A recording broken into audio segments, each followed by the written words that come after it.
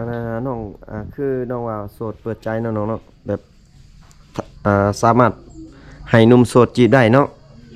อ่าน้องมักแบบผู้บ่าวแบบรุ่นอายุประมาณเท่าไหร่เนาะ70ลงมาคือเก่า70ลงมาสูงสุดมัน70เนาะแม่นค่า70ลงมาฮอดประมาณ30เนาะ30ปี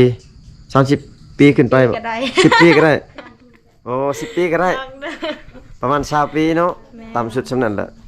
ต่ำสุดประมาณ20ปี89ก็ได้อืมแสดงว่า18 19ได้พี่น้องเว้ยเพิ่นว่าผู้บ่าวโสดฮอดสูงสุดอายุ70ปีเนาะแม่นพี่น้องเว้ยเพิ่นเปิดใจให้หนุ่มโสดคือเก่าแล้วพี่น้องน้องสาวหมึก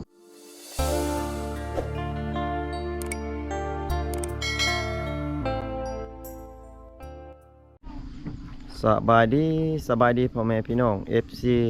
พังลาวพังไทยพี่น้องเนาะก็ยินดีต้อนรับ FC เข้าสู่ช่องเบาผู้ไทยคือเก่าแล้วพี่น้องเนาะมื้อนี้เบาผู้ไทยก็เดินทางมาหาน้องสาวหมึกเนาะพี่น้องเนาะเพราะว่ามื้อนี้เบาผู้ไทยก็เดินทางมา2คนพี่น้องเว้ยมากับบ่าวแทนมาพาเลาะพี่น้องเพราะว่าทั้งเบาไก่เพิ่นบ่ว่างพี่น้องแล้วก็ทีมงานเบาโกยเพิ่นก็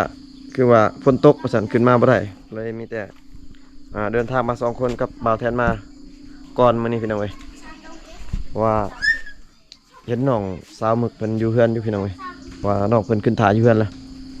มีแต่บ่าวผู้ไทยก็สิขึ้นอยู่เทิงเฮือนของเพิ่นพี่น้องเว้ย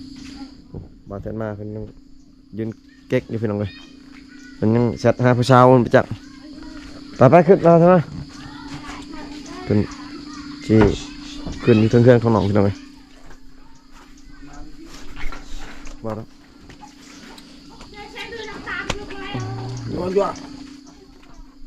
เป็นโซนหินหนองเดี๋ยวบอกทายสิขออนุญาตเข้าไปเนาะพี่น้องเข้ามากอะเบิ่งประตูห้องเพิ่นพี่น้องยังบ่มีประตูบ่น้องมึงพัดลมยังดีที่พัดลมนะคือเก่าเนาะยังเย็นคือเก่าบ่เปิดตลอดคืนเปิดตลอดใครจะมีแฟนอยู่นำเนาะว่าคือว่าคือมีแสงนะเขาต้องเปิดไฟบ่แม่นคือแต่งตัวงามแต่เนาะวันนี้นะบ่ได้แต่งหน้าใส่ชุดนอนด้วยพี่น้องหากระตุ้นนอนอันแสงยิ้มยับนี่มันบ่แม่นอันกล้องของบ่าวไทยพี่น้องมันเป็นย้อนดอกแสงดอกเพิ่นดอกยักเพแล้ว ดอกยักเพบ่น่ะสบายดีเด้น้องสบายดีว้าคืองามแท้วะสาวไผเด้พี่น้องเอ้ยคืองามแท้ยังบ่มีจักสาวไผยังบ่มีจักว่าสาวไผแม่นปอคิดว่าของ FC บ่มี FC บ่ FC ยังโทรอยู่บ่ยังมีอยู่บ่น้องมีแต่ยังบ่หลายมีแต่1คน2คนอ๋อคิดว่าบ่หลายประมาณ 8-9 คนบ่บ่มีเนาะมื้อนี้บ่ไปไสมื้อนี้อยู่เฮือนเบิดมื้อแม่นอยู่เฮือนเบิดมื้อฝนตกพาอ้ายไปช้อปปิ้งอยู่แถวป่านี่เด้อสิพา FC ไปเบิ่งไปแถวป่าเบิ่งมื้อนี้ก็สิอยู่กับน้องๆแล้วก็แล้วลงจากเฮือนน้องก็สิไปหาน้องสาวดีอีกพี่น้องเอ้ยเพราะว่านัดกับน้องสาวดีแล้วพี่น้องก็สิให้น้องทั้งสองเพิ่นสิพาไปเท่าใดก็ไปน้ำน้องแล้วมื้อนี้เบิดมื้อพี่น้องเอ้ยถ้าฝนบ่ตกแม่นบ่น้องไปเลาะป่าบ่ไปหาเฮ็ดไปหาหน่อไม้หาหน่อ หาหน่อใหญ่ๆเลยเนาะพี่น้องเอ้ยข้าวน้องยังเท่านั้นบ่น้องยังตัวนี้เบิดแล้วโอ้เบิดเลยคือว่าไอ้มาสุดก่อนนี่คือว่า4-5 สอบพุ่น4-5 สอบแบ่งให้เขาแน่เขาเจ้าก็บ่มีคือกันอ๋อแบ่งกันผู้ใดบ่มีก็ยืมกันก่อนแม่นบัดเขามีแล้วเขาส่งคืนให้อ๋อบัดเขามีแล้วส่งคืนเนาะพ่อแม่น้องไปใช่พอออกให้แล้วแม่อยู่เฮือนพอออกให้ออกเฮ็ดยังไปเฮ็ดตูบอยู่ให้เอาไว้เขาสิหุดเขาอ๋อสิหุดเขาแหละเขาให้สุกเบิดแล้วสุกแต่ยังบ่สุกปานใดอ๋อแต่ว่าเฮ็ดบ่อนไว้เขาไว้ท่าแสดงว่าทิศหน้าที่ไหนได้ฮู้ได้เนาะกันพุ่นบ่ตกก็พอดีฮู้แล้วแต่เขาก็บ่ได้หลายเขาบ่หลายเนาะจักแผ่นน้องเฮ็ดให้เนาะน้องเฮ็ดจักแผ่นเดียว ข้าวแต่ละปีนี่บ่กุ้มกินเด้เนาะ กลุ่ม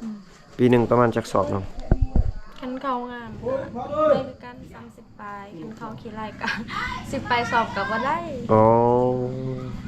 จะพอดอกยังบ่กุ้มกินเนาะน้องเนาะ แม่น พี่น้องเว้ย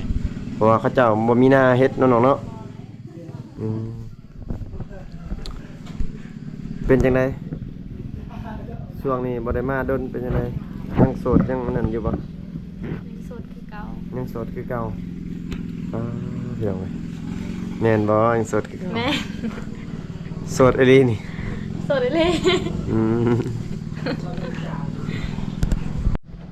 ที่อันโตน้องว่าน้องอันโตว่า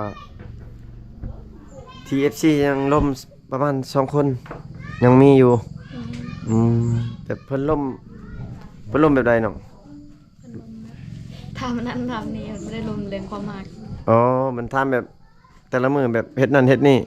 ไปใส่เพิ่นบ่ได้ทำบ่แบบความหักไปนะแบบมักไอ้บ่จังแนวนั้นแนวนี้อาสิมาแต่งเดือนนั้นเดือนนี้เดิมอาสิมาขอบ่มีบ่ บ่มี อ๋อมีแต่เพิ่นถามซื่อๆเพิ่นก็โทรมาตลอดอยู่ติ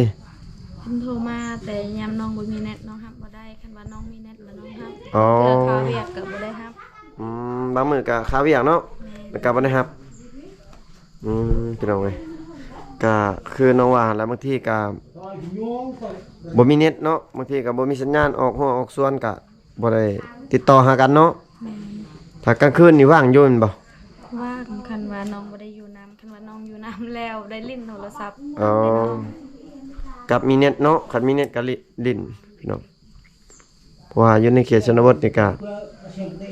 คันยามไผดับก็บ่มีสัญญาณอยู่ แม่นเน็ต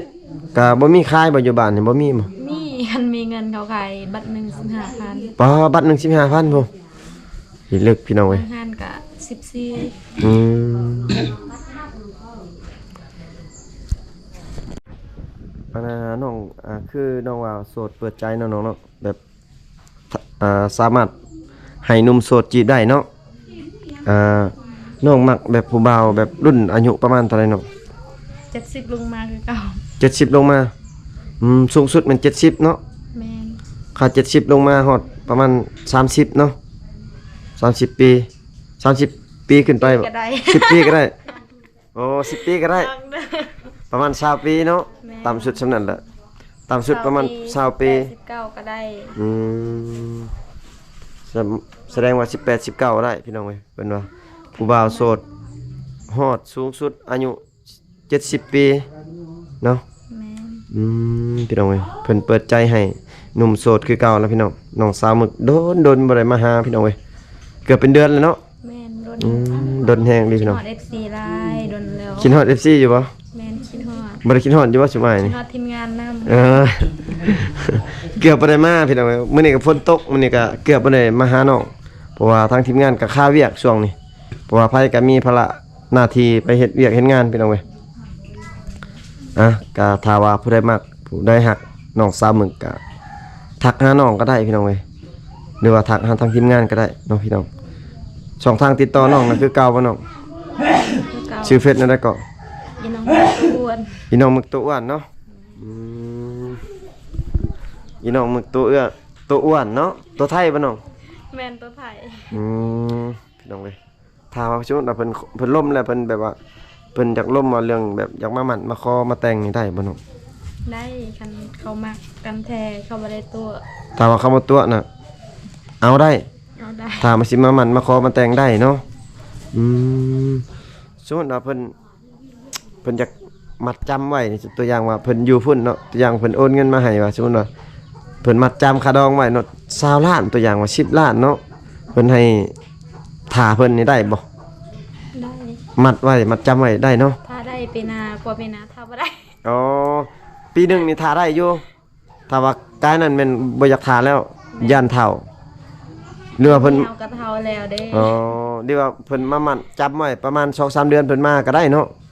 อ๋อ 2-3 เดือนมาได้พี่น้องไว้มา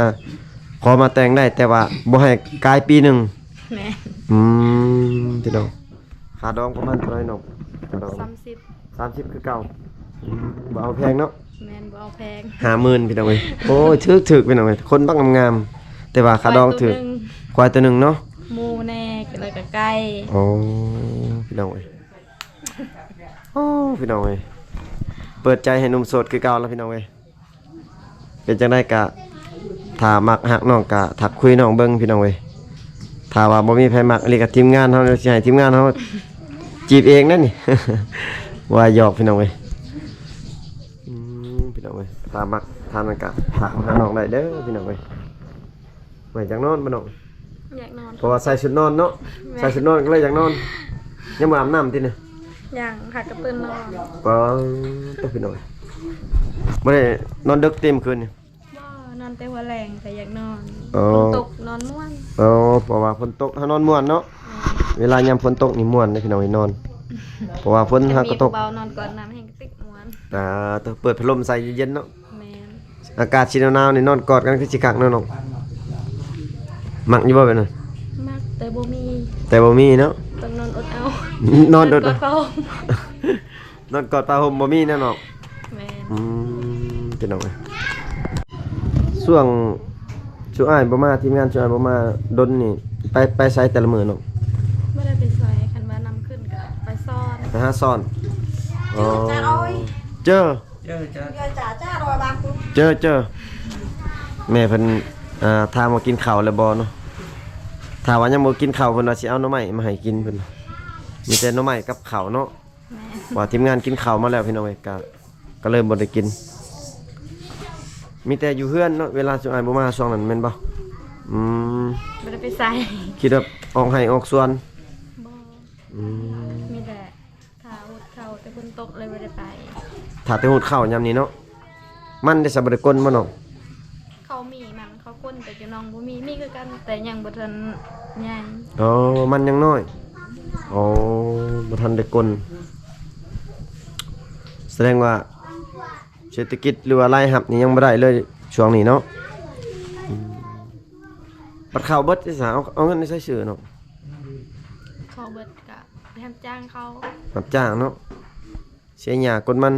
แม่น เสียหญ้านี่ยังบ่เสียหญ้าเบิดแล้วติ เบิดแล้ว อืม มีแต่เขาทางยาส่วนนั้นหั่นแหละเขาไปทาง อ๋อทางสวนเนาะมื้อหนึงเท่าไหร่น้อง มื้อละแสน อ๋อมื้อละแสน เขาเลี้ยงอาหารคำหนึงตอนเที่ยงแล้วก็แล้วเลย โอ้ เขาห่อเอง ข้าวนี่ข้าวเฮาเองอืมฝนกำลังสิตกอีกพี่น้องโอ้ตกมืดครึ้มเลยพี่น้องเดี๋ยวเนาะสิพาน้องๆเพิ่นพาไปป่าได้มื้อนี้ นำอยู่น้องอีกฝนตกมันขึ้น นำน้องอยู่ไสไปสอนบ่ แม่น วันนี้น้องก็ไปแต่บ่ได้นำบ่ได้ขึ้น อ๋อไปสอนอยู่ทางไหนน่ะทางหน้าน้องหั่นบ่ สิ บ่อยู่เซ อ๋อเสียดายบ่ได้เอาแนวกันน้ำมาอยู่กล่องอันนี้โอ้ยก็บ่สิลุยน้ำอยู่มื้อนี้สิเปียกนะ ไป โอ้ ซ่อนอยู่น้ำกันไปกลางคืนได้หอยลายปลากะไร ปลากระไรปลาคอกระเทศได้อยู่บ่ ได้ อ๋อ ปลาดุกกะไร ปลาดุกก็ได้บ่ย่านบ่ปลาดุกตอก บ่ พี่น้อง เพราะว่าคันอยู่เขตนอกเฮานี่ถ้าว่าดุก็ได้กินเนาะน้องเนาะ แม่นคันว่าขี้คร้านก็บ่ได้กิน บ่ได้กินเนาะเพราะว่าบ่มีบ่อนมีอยู่บ่อนซื้อแต่ว่าบ่มีเงินจะซื้อเนาะพี่น้องเอ้ยมีแต่ออกเหือออกแห้งหั่นแหละเนาะจังได้กินพี่น้องเอ้ยอันน่ะบ่มีบ่อัน FC ที่ว่าลมน้องเลยเพิ่นอยากมาเยี่ยมมายามน้องน่ะบ่มีบ่น้อง มี มีอยู่บ่เพิ่นว่าสิมา มีอยู่ จะได้เพิ่นว่าสิมายังอีกดนหรือ ออกพรรษาก็ว่าสิมา ออกพรรษา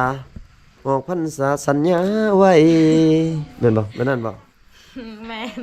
ดนปานใดก็สิแต่งแม่นบ่เพิ่นมาหานี่เพิ่นมาเล่นซื่อๆติ แม่นเพิ่นมาหาลินซื่อ อ๋อ ๆว่าจะสิไปลินอยู่บ้านน้องได้บ่น้องว่าได้คันว่าบ่ติฐานะ เราบ่ติเฮือนซ่านเฮาเนาะ แม่น น้องก็ว่ามาได้เนาะ มาได้ สิพาเพิ่นไปไสแล้วก็ถามว่าเพิ่นมา ใหม่ ไปหาหน่อไม้ แม่น อ๋อไปหาสอนสอนปูสอนปลาเนาะหรือว่าพาเพิ่นไปเบิ่งฮีตของประเภทนี้หรือว่าการลงป่าแบบอยู่ในเขตชนบทของพระเจ้าพี่น้องเอ้ยเพิ่นก็ ถ้าว่าเพิ่นจะไปเบิ่งมันนั่นก็พาเพิ่นไปได้บ่ ถ้าเป็นไปได้ อ๋อ ไปกับทีมงาน ไปที่งานเฮาไปสาธิตแบบเว้าซื่อๆเนาะ แม่น แบบการลมบาวพี่น้องเอ้ยอยู่ในหินคลองของเขาเจ้าอันน่ะเพิ่นว่าสิมาจักมื้อเพิ่นบอกอยู่ว่าสิมาจักมื้อ เอาพันซ่าบุ้งกัน บ่เพิ่นมาอยู่น่ะจักมื้อ บุ้ง อ๋อ บ่ได้บอก เพิ่นบ่ได้บอกบ่ว่ามาอาทิตย์หนึง 2-3 มื้อบ่ได้บอก บ่ได้บอก อ๋อถ้าเพิ่นมานี่เพิ่นให้เพิ่นนอนอยู่ไสเพิ่น นอนอยู่นี่ นอนอยู่เฮือนนี่เลย แม่น นอนอยู่เฮือนนี่เลย พิ่สินอนกันว่าเพิ่นอยากนอนคันเขามีเงินก็เขาเซาห้องพักที่เมืองเอา อ๋อถ้าว่ายังนอนแบบห้องแอร์ห้องพัดลมแบบห้องคักๆกลับไปนอนอยู่โรงแรมอยู่เมืองเนาะ แม่น อืม บัดตอนเช้าก็ไปยามน้องอีก อืมอ่ะเพิ่นจะเอาน้องเพิ่นไปเอาน้องไปอยู่นำได้ซะไปได้บ่ บ่ บ่ได้เนาะย่านบ่เนาะ ยาม ย่านงูครบ ยันยุงกัด ย่านยุงกัดก็เลยบ่จะกล้าไปเนาะพี่น้องเอ้ยน้องเพิ่นว่ามาได้พี่น้องเอ้ยมาเยี่ยมมายามน้องแต่ว่าถามปกติบ้านของน้องเป็นแบบนี้เนาะก็มาได้พี่น้องเอ้ยเรื่องอาหารการกินก็ถ้าว่ามักตัวแซ่บๆก็ซื้อเอามาเนาะถ้าว่ามักกิน มากินหน่อไม้ก็บ่ต้องซื้อก็ได้ ถ้าว่ามักหน่อไม้ก็มากินหน่อไม้อยู่นี่ก็ได้เนาะพี่น้องเอ้ยอันน่ะอยากถามแบบว่าสมมุติว่าถ้าแบบมีผู้ใหญ่จะดีหรือว่ามี FC เนาะเพิ่นอยากช่วยอยากเหลืออยู่ในเฮือนซานน้องตัวใดมันจำเป็นน้องจะได้น้องคิดว่าน้องคิดว่าอยากได้หยังน้อง 3อย่าง 3อย่างว่ามาเบิ่งบางทีเพิ่นช่วยได้ก็ช่วยเนาะบางทีมีผู้ใหญ่หั่นนะ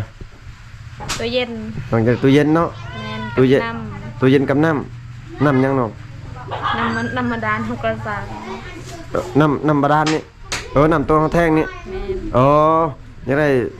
ตู้เย็นกับน้ำ แล้วก็ เจาะน้ำ ที่น เสื้อนอนโอ้อยากได้เสื้อนอนเนาะที่นอนพี่น้องเว้ยเพิ่นอยากได้เสื้อนอนแล้วก็ตู้เย็นแล้วก็เพิ่นอยากได้น้ำบาดาลพี่น้องเว้ยเพิ่นว่าเพราะว่าพัดลมก็มีแล้วเนาะเย็นๆเพิ่นอยากได้เสื้อนอนอีกเพิ่นเนาะอยากได้ตู้เย็นพี่น้องเว้ย ใกล้สิฮอดอากาศหนาวแล้วยังมีเสื้อหนาว อ๋อพี่น้องเว้ยเนาะถ้าว่ามี FC หรือผู้ใหญ่ใจะดีถ้าอยากช่วยอยากเหลือน้องก็สามารถทักหาน้องหรือว่าทักหาทางทีมงานก็ได้พี่น้องเว้ยก็สิมาเป็นสะพานบุญให้เนาะพี่น้องก็คลิปนี้ก็บางท่านก็ถามน้องหลายแล้วพี่น้องเว้ย น้องก็ยังโสดเปิดใจคือเก่าหั่นล่ะเนาะก็คลิปนี้ก็สิได้ขออนุญาตปิดคลิปไว้เพียงส่ำนี้ก่อนพี่น้องว่าพ้นก็สิตกแน่พี่น้องเป็นจะได้ก็ฝาก FC ฝากไลค์ฝากแชร์ฝากติดตามส่องบ่าวผู้ไทยนี่เด้อพ่อแม่พี่น้องเนาะอยู่ดีมีแฮงเบิดสุขสุคนพี่น้องบ๊ายบายนี่น้อง บ๊ายบาย